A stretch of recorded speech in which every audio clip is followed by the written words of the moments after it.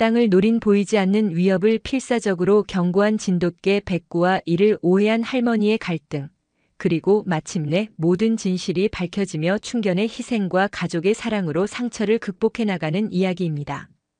영상 시청 이전에 구독과 좋아요 부탁드리겠습니다. 저희에게 큰 힘이 됩니다. 태백산맥의 굵은 허리가 잠시 숨을 고르는 곳, 경상북도 봉화군 춘향면 서병리. 행정구역상 주소는 그러했으나 마을 사람들은 예부터 이곳을 쇠판마을이라 불렀다. 볕 좋은 양지에 자리 잡아 겨울에도 쇠가 녹슬지 않을 만큼 따뜻하다는 뜻이었지만 세월이 흘러 젊은이들이 모두 떠나고 굽은 등과 깊은 주름을 가진 노인들만 남은 지금 그 이름은 마치 멈춰버린 시간처럼 공허하게 들렸다. 이 쇠판마을 가장 위쪽 소나무 숲을 병풍처럼 두른 양지바른 터에 박말순 할머니가 살았다. 올해 78, 그녀의 인생은 집 뒤편의 장독대와 함께 익어왔다. 남편을 일찍 여의고 하나뿐인 아들 영수를 키워낸 것도, 아들이 서울로 떠난 뒤 홀로 남은 외로움을 달랜 것도 모두 저 장독대 덕분이었다. 간장, 된장, 고추장이 담긴 크고 작은 항아리들은 단순한 저장고가 아니었다. 그것은 할머니의 세월이었고 자부심이었으며 서울 아들에게 보낼 수 있는 유일한 사랑의 증표였다. 매일 아침 말순 할머니의 하루는 장독대를 돌보는 것으로 시작되었다. 마른 행주로 항아리 뚜껑에 먼지를 훔치고 볕이 너무 강하면 지프로 엮은 덮개를 씌워주었다. 그녀는 항아리 하나하나에 말을 걸었다. 된장아, 올여름은 잘 나고 있나? 우리 영수 내려오면 구수한 찌개 끓여줘야 한대이. 간장아, 너는 색이 참 곱다. 올해도 맛이 깊겠구나. 마치 오랜 친구를 대하듯 그 목소리에는 따스한 온기가 배어 있었다. 그런 할머니의 일상에 변화가 찾아온 것은 작년 가을이었다. 서울에서 번듯한 회사에 다니던 아들 영수가 난데없이 진돗개 한 마리를 데리고 나타났다. 어머니 혼자 계시면 적적하실까봐 데려왔습니다. 이름은 백구라에. 똑똑하고 순한 놈입니다. 말순 할머니는 기가 찼다. 아이고 이놈아. 내 한몸 건사하기도 힘든데 어디다가 개를 들이노. 밥은 누가 주며 똥은 누가 치우라고. 손사래를 치며 타박했지만 아들이 서울로 돌아간 뒤 마당 한쪽에 덩그러니 남은 백구를 외면할 수는 없었다. 하얀 털에 영리한 눈, 늠름한 체격의 백구는 그러나 좀처럼 할머니에게 마음을 열지 않았다. 제 집을 지키며 낯선 일을 경계할 뿐 살갑게 꼬리를 치는 법이 없었다. 할머니 역시 아들이 맡기고 간 짐 정도로 여기며 최소한의 밥과 물만 챙겨줄 뿐이었다. 그렇게 서먹한 동거가 몇 달 이어지던 어느 봄날 할머니가 마루에 앉아 풋고추에 된장을 찍어 먹고 있을 때였다. 백구가 슬그머니 다가와 할머니의 발치에 제 머리를 기댔다. 무심코 손을 뻗어 녀석의 등을 쓸어주자 백구는 기다렸다는 듯 할머니의 손바닥을 헤찼다. 그 따뜻하고 축축한 감촉이 얼어붙었던 할머니의 마음을 녹였다. 그날 이후 백구는 더 이상 짐이 아닌 내 새끼가 되었다. 할머니가 밭에 가면 밭고랑 끝에 앉아 졸지 않고 지켰고 장에 가는 날이면 마을 어귀까지 따라와 배웅했다. 백구는 말순 할머니의 하얀 그림자가 되었다. 유난히 볕이 따가웠던 그해 여름의 시작. 말순 할머니는 여느 때처럼 장독대를 돌보고 있었다. 그때 백구가 이상한 행동을 보이기 시작했다. 수많은 항아리들 중에서도 유독 가장 구석에 놓인 비어있는 커다란 항아리 앞에 서였다. 그 항아리는 십수년 전 장맛이 유독 좋았던 해에 큰맘 먹고 들여놓은 것이었지만 몇 해 전금이 가는 바람에 더는 장을 담그지 못하고 빈 채로 자리를 지키고 있었다. 할머니에게는 깨진 자식 같아 참아 버리지도 못하고 그저 먼지만 쌓이게 두는 아픈 손가락 같은 존재였다. 백구는 바로 그 빈 항아리 앞에서 낮게 으르렁거렸다. 코를 킁킁거리며 주변 흙냄새를 맡고는 마치 그 안에 무언가 끔찍한 것이라도 들어있는 것처럼 뒷걸음질 쳤다. 백구야 와그라노. 거긴 아무것도 없대이. 할머니가 손짓하며 불렀지만 백구는 요지부동이었다. 꼬리는 다리 사이로 말려 들어갔고 온몸의 털은 곤두서 있었다. 그 눈에는 단순한 경계를 넘어선 설명할 수 없는 공포와 적의가 서려 있었다. 할머니는 대수롭지 않게 여겼다. 저놈이 더위 묵었나. 아니면 항아리 안에 쥐새끼라도 들어앉았나 보네. 그녀는 백구를 달래 마당으로 돌려보냈다. 하지만 그날 이후 백구의 기이한 행동은 매일같이 반복되었다. 할머니가 장독대에 갈 때마다 백구는 어김없이 그 빈 항아리 앞으로 달려가 경계 태세를 풀지 않았다. 마치 보이지 않는 적과 대치하는 충직한 파수꾼처럼. 고요했던 서병리 박말순 할머니의 집에 하얀 진돗개 백구가 만들어내는 작은 균열이 생겨나고 있었다. 그 균열이 거대한 파국의 시작임을 그때는 아무도 알지 못했다. 백구의 이상 행동은 집요했다. 처음 며칠은 그저 그러려니 했던 말순 할머니도 슬슬 신경이 거슬리기 시작했다. 이놈의 개가 와 자꾸 절하는 기고. 아침 저녁으로 장독대에 갈 때마다 빈 항아리 앞에서 으르렁대며 길을 막아서는 백구 때문에 노이로제가 걸릴 지경이었다. 비키라 이놈아. 거 아무것도 없다 카는데 와 이리 사람 성가시게구너. 할머니가 지팡이로 허공을 휘저으며 쫓아내려 해도 백구는 물러서지 않았다. 오히려 더욱 맹렬하게 지저대며 할머니의 접근을 막았다. 그 모습은 마치 어머니, 제발 그곳에는 가지 마세요라고 절규하는 듯 했다. 하지만 할머니의 눈에는 그저 고집센 짐승의 투정으로 보일 뿐이었다. 네가 사람이가? 내 말을 알아듣나? 내가 내 집 장독대 가겠다는데 네가 뭔데 길을 막고 난리고. 화가 머리끝까지 치민 할머니는 결국 회초리를 들었다. 이리 온나. 오늘 네 버릇을 단디 고쳐놔야겠다. 매서운 회초리가 백구의 등 위로 떨어졌다. 깽 하는 비명과 함께 백구는 움찔 물러섰지만 그럼에도 항아리 주변을 떠나지 않고 애처로운 눈빛으로 할머니를 바라보며 낑낑거렸다. 그 눈빛의 순간 마음이 약해졌지만 할머니는 애써 외면했다. 짐승에게 정을 주면 사람이 휘둘린다는 옛 어른들의 말이 떠올랐기 때문이다. 그날 저녁 밥을 차려주어도 백구는 입도 대지 않았다. 매를 맞은 등이 아픈지 절뚝거리며 제 집으로 들어가 웅크리고 누워버렸다. 그 모습을 본 할머니의 마음도 편치 않았다. 내가 너무 심했나 하지만 저놈의 고집을 꺾으려면 어쩔 수 없었어. 스스로를 위로하며 잠자리에 들었지만 밤새 뒤숭숭한 꿈자리에 몇 번이나 잠을 깼다. 며칠 후 마을 회관에 마시를 나갔을 때였다. 동네 김씨 할머니가 말순 할머니의 수척해진 얼굴을 보고는 걱정스레 물었다. 말순이 언니 얼굴이 와 이리 반쪽이 됐는교. 무슨 일 있소? 말순 할머니는 기다렸다는 듯 백구에 대한 불평을 쏟아냈다. 아이고 말도 마라. 우리 영수가 데려다 놓은 그 개새끼 때문에 내가 속이 시끄러워 죽겠다. 자초지종을 들은 동네 사람들은 저마다 한마디씩 거들었다. 개가 그라는 데는 다 이유가 있을 낀데. 혹시 그 항아리 밑에 땅 기운이 안 좋은 거 아이가? 옛날에 그 터에 살던 최영감 10년도 더 전에 의문사했다 아이가. 밤에 잠자다 조용히 갔다 카대. 사람들이 쉬쉬해서 그렇지 말들이 많았대이. 최영감. 말순 할머니의 뇌리에 잊고 있던 이름이 스쳤다. 할머니가 이 집으로 이사 오기 전, 그러니까 10수년도 더 전에 이 터에 살았던 사람이었다. 자식도 없이 홀로 살다 어느 날 아침 싸늘한 주검으로 발견되었다고 했다. 당시에는 그저 고혈압으로 인한 심장마비 정도로 알려졌지만 외지인에게 땅을 팔기 직전이었다는 둥 흉흉한 소문이 없었던 것은 아니었다. 에이, 다 지난 일을 뭐하러 꺼내노. 미신 같은 소리다. 말순 할머니는 애써 고개를 저었지만 마음 한구석이 서늘해지는 것은 어쩔 수 없었다. 그날 이후 빈 항아리를 볼 때마다 등골이 오싹해지는 기분이 들었다. 백구의 으르렁거림도 전처럼 마냥 성가시게만 들리지는 않았다. 어쩌면 정말 저 녀석이 무언가 알고 있는 것은 아닐까. 의심의 씨앗은 한번 싹을 틔우자 무섭게 자라났다. 밤이면 괜히 장독대 쪽에서 부스럭거리는 소리가 들리는 것 같았고 바람에 나뭇가지 스치는 소리에도 화들짝 놀라 잠을 깼다. 백구는 그런 할머니의 불안을 아는지 모르는지 밤새도록 장독대 쪽을 향해 엎드려 잠들지 않고 경계를 늦추지 않았다. 그러던 어느 날 서울의 아들 영수에게서 전화가 걸려왔다. 어머니, 저 주말에 내려갈게요. 친구들이랑 같이 갈 건데 어머니 된장찌개 맛 좀 보여주고 싶어서 해. 된장 넉넉하게 준비해 두이소. 아들이 온다는 소식은 가뭄의 단비처럼 반가웠다.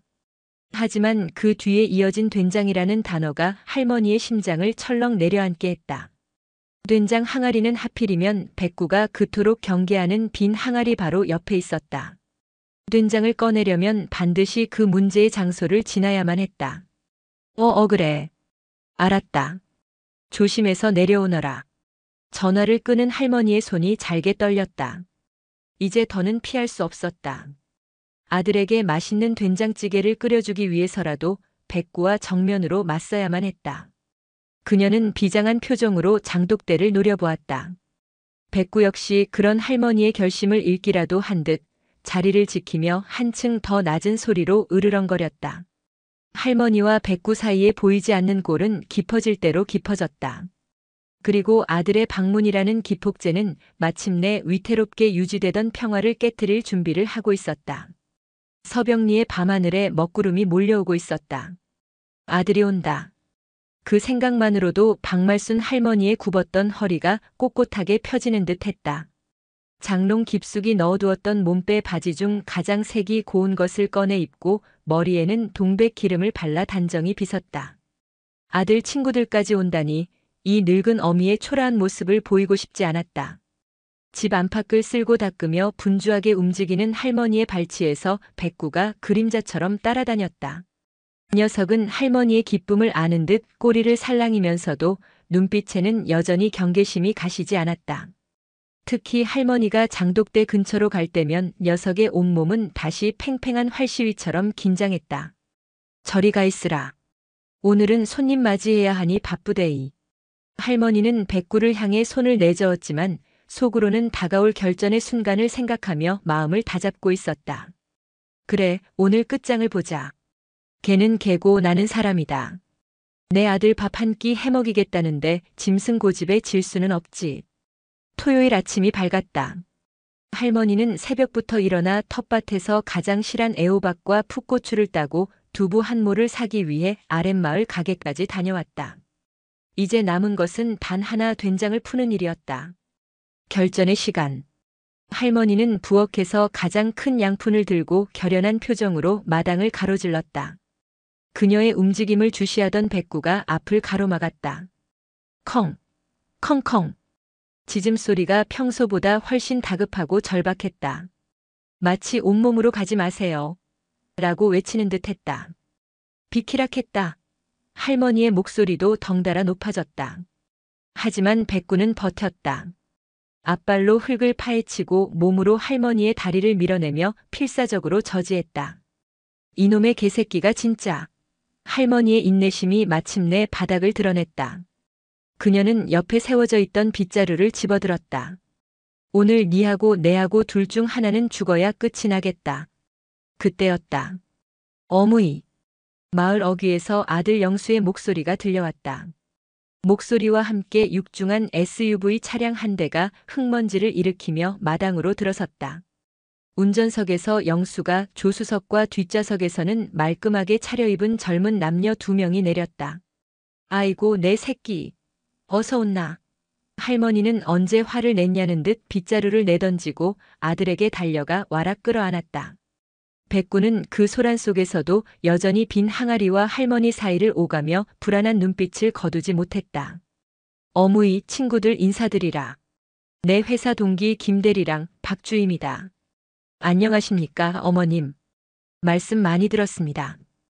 훤칠한 젊은이들의 인사에 할머니는 입이 귀에 걸렸다.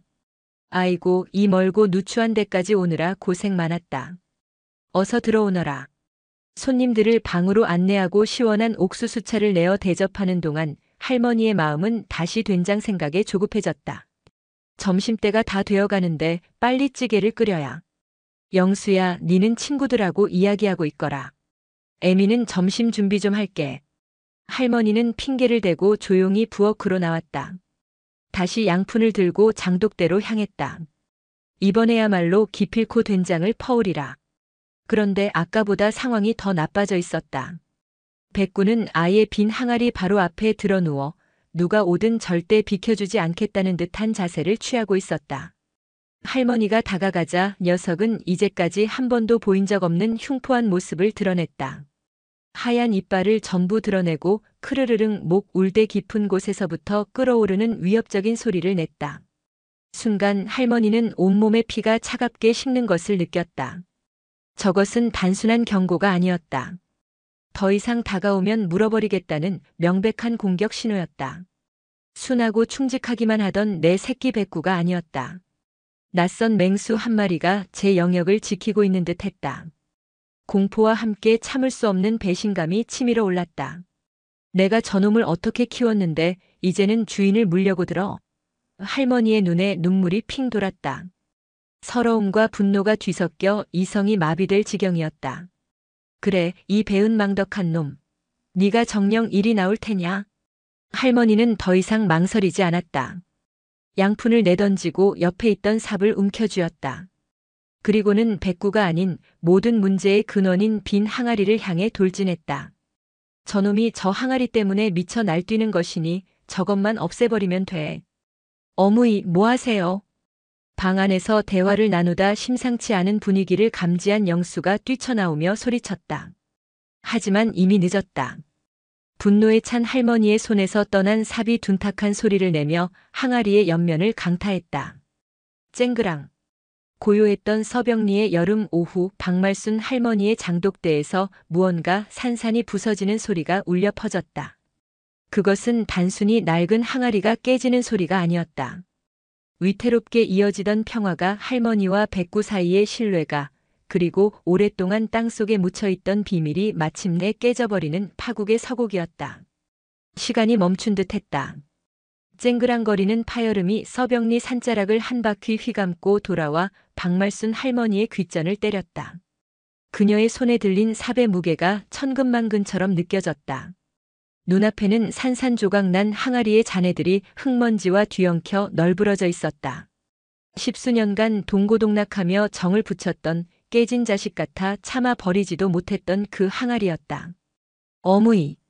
아들 영수의 절규에 가까운 외침이 할머니를 현실로 끌어당겼다. 할머니는 자신이 무슨 짓을 했는지 깨닫고는 허망하게 그 자리에 주저앉았다. 분노와 서러움이 썰물처럼 빠져나간 자리에는 깊은 자괴감과 허탈함만이 남았다. 삽이 손에서 힘없이 떨어져 흙바닥에 부딪혔다. 세상에 어무이, 도대체 와 이러십니까? 영수는 달려와 할머니의 어깨를 붙들었다. 그의 친구들도 어쩔 줄 모르고 멀찍이 서서 이 광경을 멍하니 바라볼 뿐이었다. 그런데 그 순간 모두의 예상을 뒤엎는 일이 벌어졌다. 그토록 흉포하게 지저대던 백구가 할머니가 항아리를 깨트리자마자 짖음을 뚝 그쳤다. 그리고는 마치 오랫동안 기다려온 순간이라는 듯 깨진 항아리 파편 사이로 미친 듯이 달려들었다. 안 돼, 백구야. 영수가 소리쳤지만 소용없었다. 백구는 날카로운 사기 조각에 발이 찔리는 것도 아랑곳하지 않고 앞발로 미친 듯이 흙을 파헤치기 시작했다. 으르렁거리지도 짖지도 않았다. 오직 무언가를 찾아내려는 처절한 몸부림만이 가득했다. 그 모습은 더 이상 맹수의 위협이 아니었다.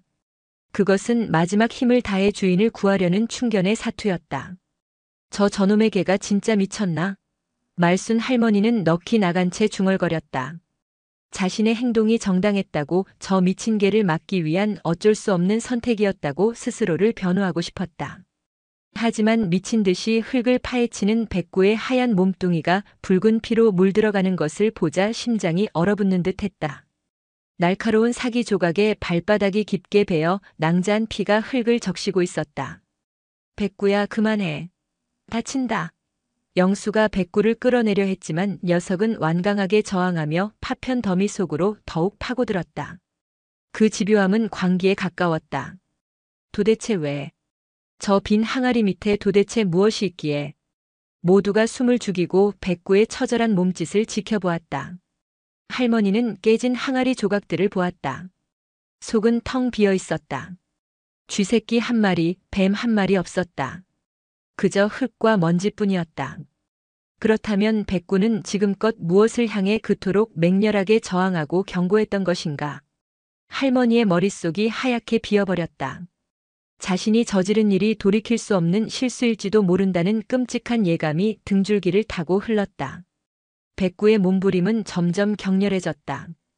피투성이가 된 앞발로 흙을 걷어내고 코를 땅에 쳐박고 무언가를 필사적으로 물어뜯으려 했다. 그 모습은 마치 땅속 깊이 숨어든 독사의 뿌리를 끊어내려는 듯 보였다.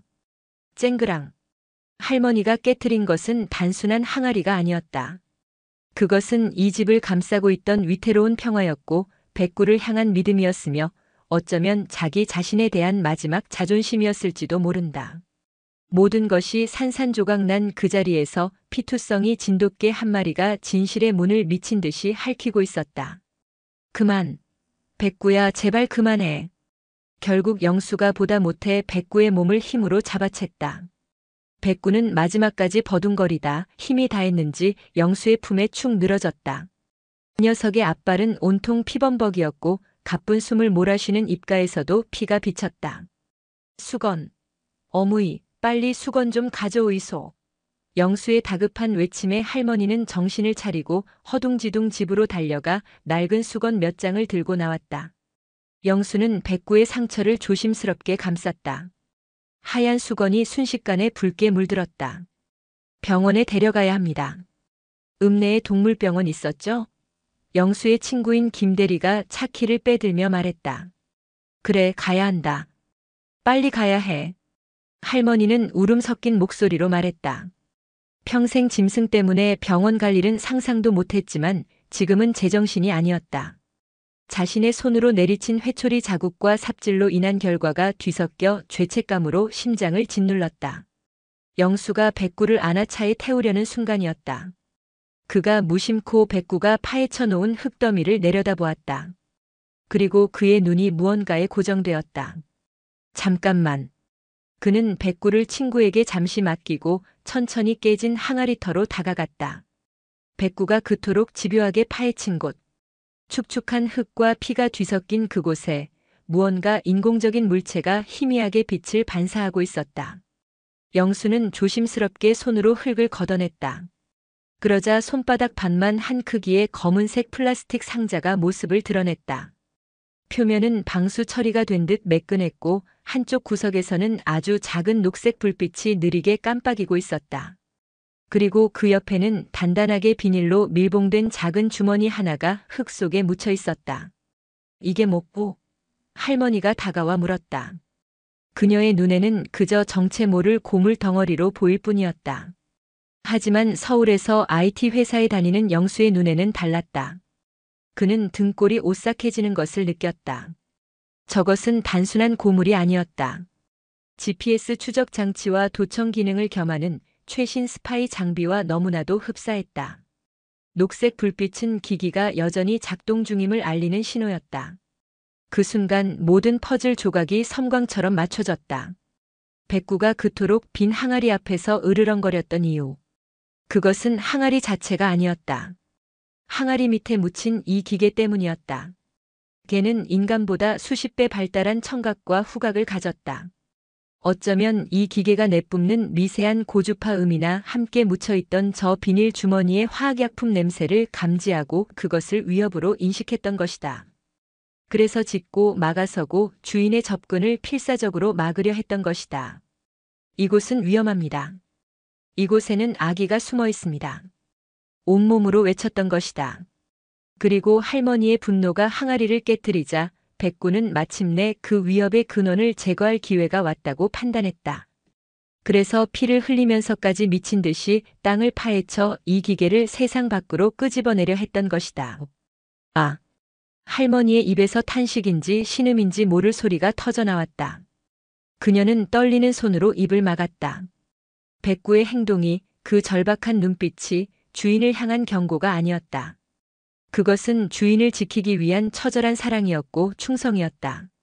그걸 몰라보고 회초리를 들고 삽을 휘두르고 배은망덕하다 욕했던 자신이 괴물처럼 느껴졌다. 백구야, 아이고 내 새끼, 내가 니한테 무슨 짓을 한기고. 할머니는 그 자리에 무너져 내리며 통곡하기 시작했다. 영수는 말없이 어머니의 어깨를 감싸 안았다. 그의 눈은 흙 속의 반쯤 모습을 드러낸 사악한 기계를 향해 있었다. 빈 항아리는 완벽한 위장이었다. 누구도 쓸모없는 빈 항아리 밑을 파헤쳐 볼 생각은 하지 않았을 것이다. 10년 전의 의문사. 끊임없이 주변을 맴돌던 개발업자들의 소문. 모든 것이 하나의 선으로 연결되기 시작했다. 이것은 단순한 해프닝이 아니었다. 오래전부터 치밀하게 계획된 보이지 않는 적의 공격이었다. 그리고 그 사악한 계획을 온몸으로 막아낸 것은 바로 진돗개 백구였다. 일단 백구부터 병원으로 옮기죠. 영수의 친구 박주임의 차분한 목소리가 아니었다면 모두가 그 자리에서 계속 얼어붙어 있었을 것이다.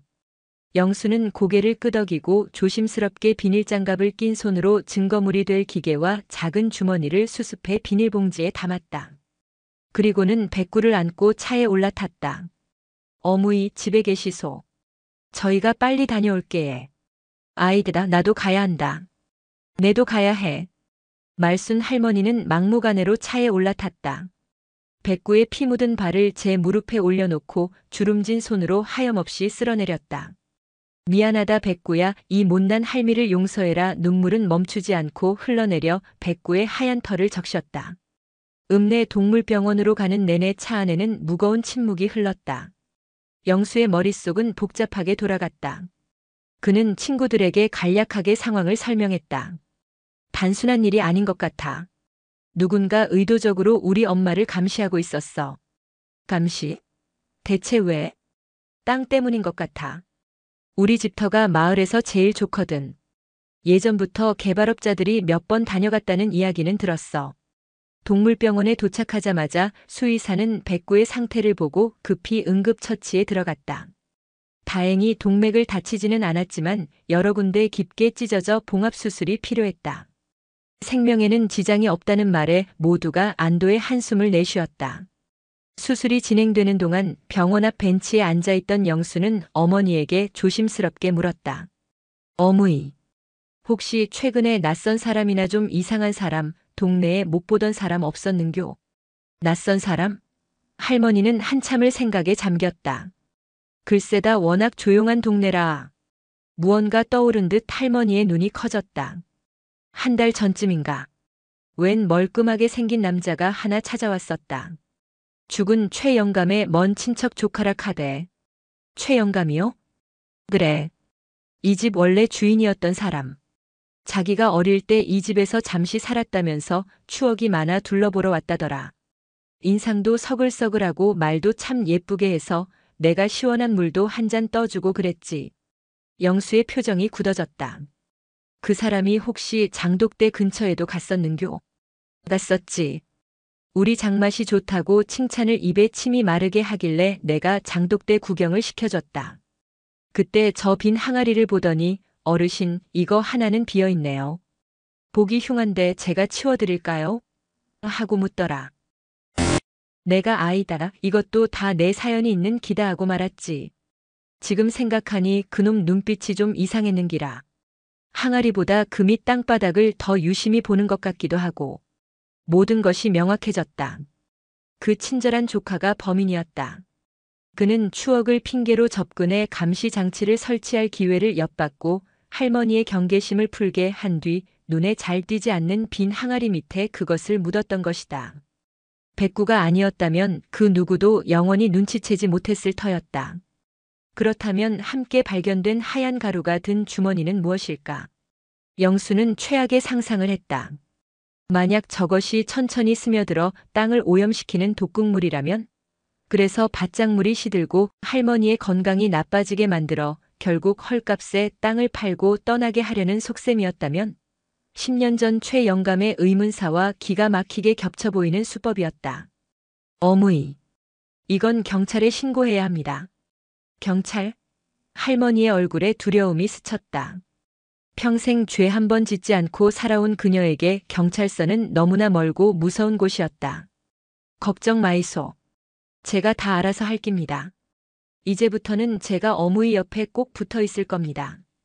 영수는 어머니의 떨리는 손을 굳게 잡았다.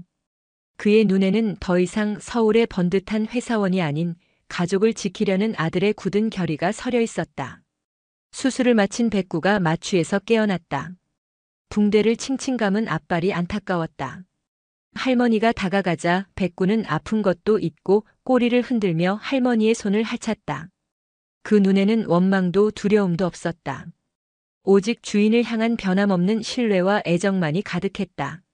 할머니는 다시 한번 눈물을 터뜨렸다. 그날 밤 영수는 서울의 친구들을 돌려보내고 봉화에 남았다. 그는 책상 위에 증거물로 수습한 검은 상자와 하얀 가루 주머니를 올려놓고 깊은 생각에 잠겼다. 이것은 단순한 땅 문제나 사기 사건이 아니었다. 사람의 목숨을 하찮게 여기는 악의와의 전쟁이었다.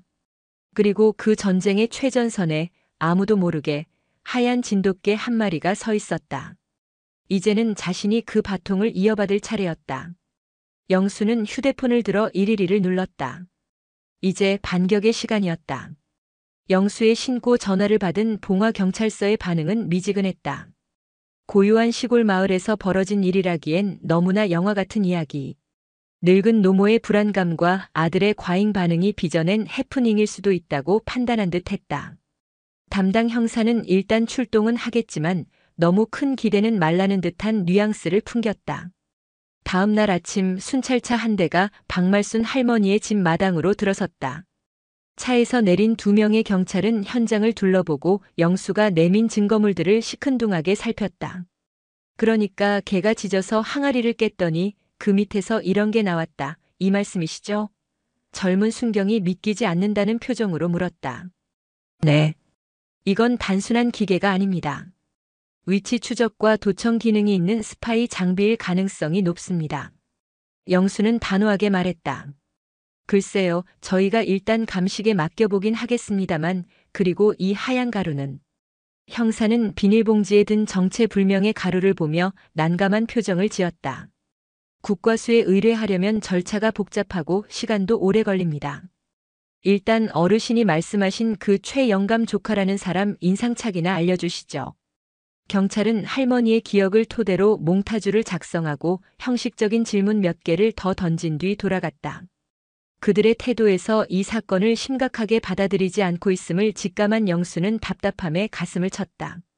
이대로 시간만 흘려보내다가는 범인이 낌새를 채고 달아나거나 증거를 인멸할 것이 뻔했다. 기다릴 수만은 없어. 내가 직접 움직여야 해. 영수는 서울의 친구 김대리에게 전화를 걸었다. 자초지종을 설명하고 조심스럽게 부탁했다. 김대리 미안한데 부탁 하나만 하자. 내가 지금 봉투 하나를 보낼 테니 서울에 있는 사설연구소에 성분 분석 좀 의뢰해 줄 수 있을까? 경찰은 너무 오래 걸릴 것 같아.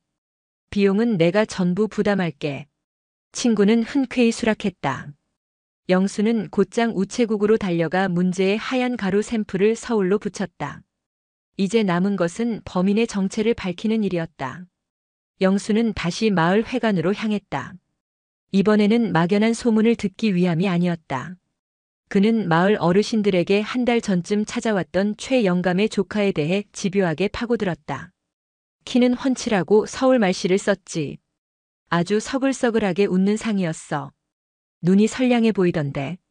그 사람이 타고 온 차가 검은색 세단이었는데 번호판이 허자였던 것 같아. 허자 번호판. 렌터카였다. 범인이 자신의 신분을 숨기기 위해 용의주도하게 움직였다는 증거였다. 영수는 얻어낸 단서들을 하나하나 수첩에 기록했다. 집으로 돌아온 그는 노트북을 켰다. 봉화군 일대에서 최근 몇 년간 토지 개발을 진행했거나 시도했던 회사들을 전부 검색하기 시작했다. 수많은 회사 이름이 화면을 채웠다. 영수는 밤을 새워가며 각 회사의 홈페이지, 관련 뉴스 기사, 등기부등본까지 샅샅이 뒤졌다. 그러다 그의 눈에 한 회사의 이름이 들어왔다.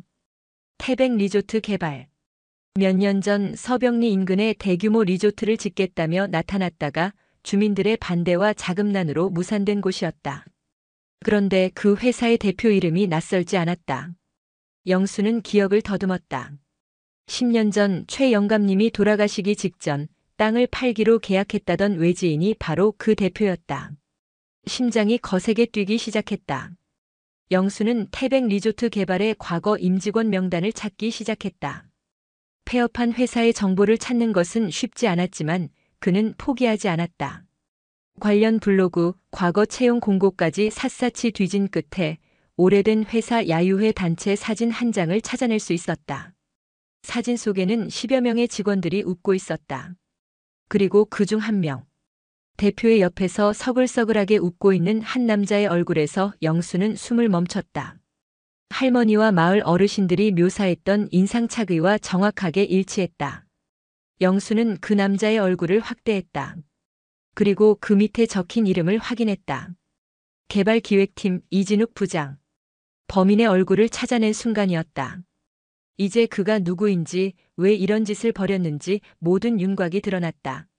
이것은 10년 전부터 이어진 끈질기고 사악한 계획의 연장선이었다. 반격의 신호탄이 올랐다. 이제 저 어둠 속의 얼굴을 빛으로 끌어낼 차례였다.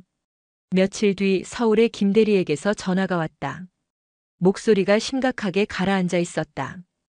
영수야, 가루 성분 분석 결과 나왔어. 이거 보통 물건이 아니야.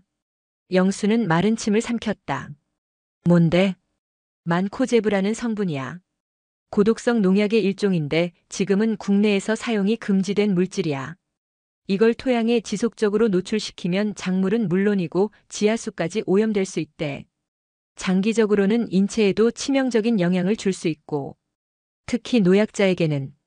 김 대리는 말을 잇지 못했다. 영수는 주먹을 불끈 쥐었다. 온몸에 소름이 돋았다.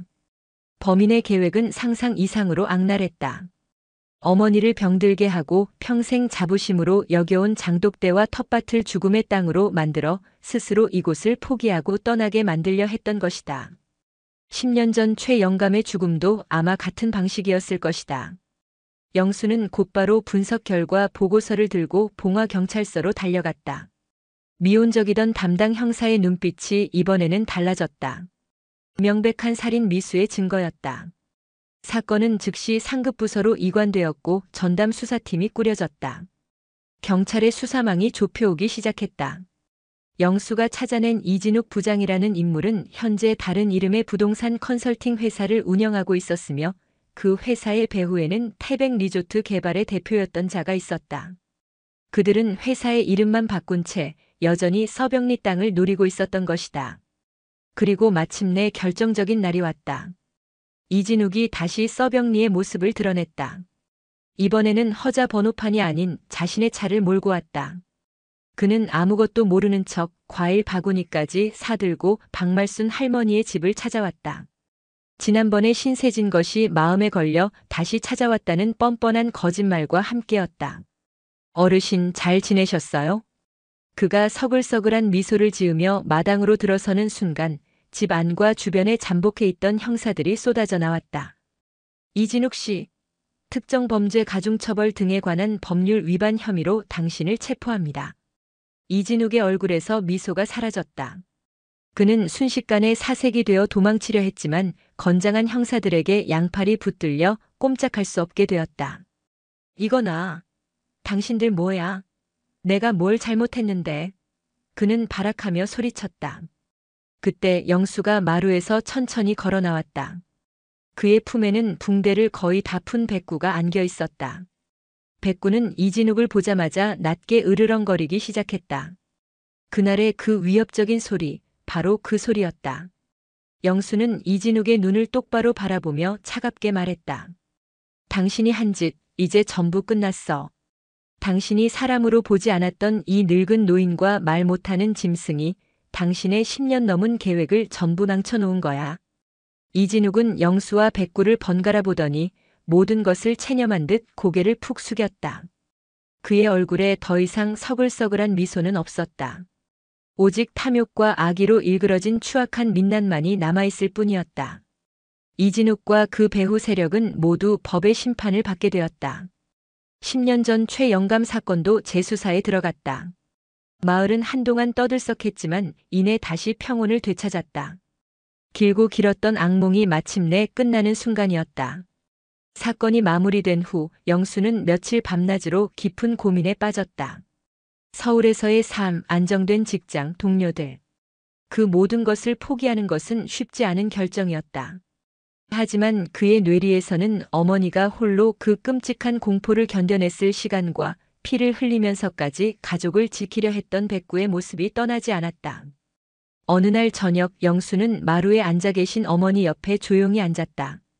어머니. 와? 내 서울 생활 정리하고 아예 여기 내려와서 살랍니다. 할머니는 아들의 얼굴을 물끄러미 바라보았다. 뭐라카노. 네 인생은 웃자고.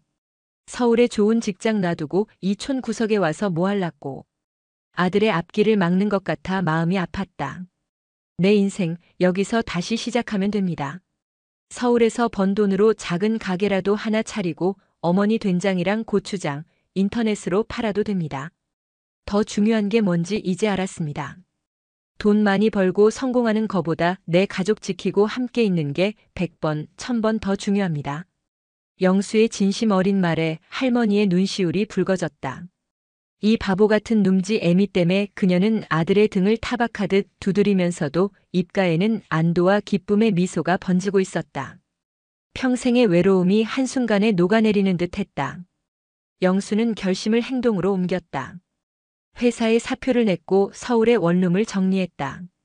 처음에는 모두가 반대했지만 그의 확고한 의지를 꺾을 수는 없었다. 몇 주 후 그의 짐이 담긴 트럭이 서병리 집 마당에 도착했다. 텅 비어있던 아들의 방에 다시 온기가 돌기 시작했다. 아침이면 된장찌개 냄새와 함께 어무이 진지드이소 하는 아들의 목소리가 울려 퍼졌고 저녁이면 마루에 나란히 앉아 도란도란 이야기를 나누었다.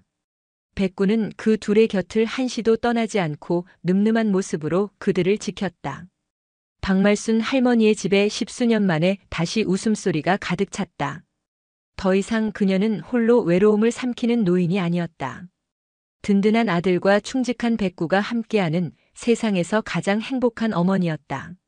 낡고 오래된 집에 비로소 가족이라는 이름의 새로운 기둥이 세워지고 있었다. 그로부터 1년이 흘렀다. 서병리에는 다시 따스한 봄이 찾아왔다. 영수가 시작한 쇠판마을 박말순 할머니 된장 온라인 쇼핑몰은 충견백구가 지켜낸 장맛이라는 입소문을 타면서 제법 자리를 잡았다. 영수는 주문을 받고 포장을 하고 할머니는 정성껏 장을 담그는 소박하지만 행복한 일상이 이어졌다. 백구의 다리는 완치되었지만 자세히 보면 미세하게 저는 흔적이 남았다. 그 상처는 그날의 끔찍했던 기억인 동시에 가족을 지켜낸 영광의 훈장이었다. 할머니는 그 상처를 볼 때마다 백구를 더욱 애틋하게 끌어안아 주었다. 어느 볕 좋은 주말 오후, 말순 할머니와 영수는 장독대에 함께 있었다. 그리고 그들의 시선은 한 곳에 머물렀다. 모든 사건의 시작이었던 깨진 빈 항아리가 있던 바로 그 자리. 그곳에는 더 이상 흉한 흙바닥이 아니었다. 영수가 만들어준 예쁜 나무 울타리 안에 채송화, 분꽃, 맨드라미 같은 소박한 봄꽃들이 활짝 피어 있었다. 할머니는 호미로 김을 매주며 꽃들에게 말을 걸었다. 이쁘기도 해라. 올 봄에는 아주 실하게 피었구나. 영수는 그런 어머니의 모습을 미소 띤 얼굴로 바라보았다. 백구는 영수의 발치에 편안하게 엎드려 따스한 봄볕에 꾸벅꾸벅 졸고 있었다. 어무이 행복하십니까? 아들이 넌지시 물었다. 할머니는 허리를 펴고 아들을 돌아보았다. 깊게 펜주름 사이로 환한 웃음이 피어났다. 행복하고 말고. 내 나이 80에 이런 복을 누릴 줄 알았나. 다 네 덕이고 우리 백구 덕이지. 할머니는 고개를 돌려 태백산맥의 웅장한 능선을 바라보았다. 한때 공포와 아기가 서려 있던 이 땅은 이제 가족의 사랑과 희망으로 다시 태어나고 있었다. 상처는 아물어 꽃을 피워냈고 고요했던 시골집은 세상 가장 안전하고 따뜻한 보금자리가 되었다. 박말순 할머니는 더 이상 두렵지 않았다. 든든한 아들과 충직한 백구가 곁에 있는 한 그 어떤 시련이 와도 이겨낼 수 있을 터였다. 깨진 항아리가 있던 자리에 피어난 저 작은 꽃들처럼 그녀의 남은 인생도 이제부터는 가장 아름다운 꽃길이 될 것이었다. 서병리의 봄은 그렇게 눈부시게 깊어가고 있었다. 오늘도 시청해 주셔서 감사합니다. 영상이 즐거우셨다면 구독과 좋아요 부탁드리겠습니다.